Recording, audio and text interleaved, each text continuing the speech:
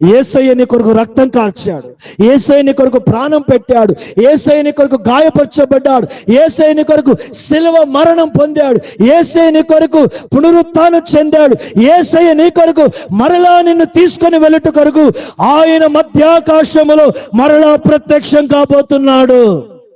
హల్లెలూయా. ఎందుకు ఆయన మరలా ప్రత్యక్షం కాబోతున్నాడు తెలుసా అండి?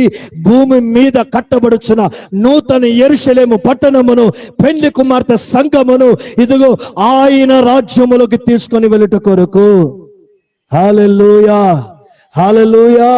అక్కడికి వెళ్ళాలి అని ఆశ నీకుంటే, అక్కడికి వెళ్ళాలి అని కోరిక నీకుంటే, ఆ రాజ్యములో ఉండాలని ప్రకటన నీకుంటే, ఇక్కడ దేవుని కొరకు ఒక నూతన యెరూషలేము పట్టణముగా మనము కట్టబడడానికి సిద్ధపడదుము గాక. ఆమేన్.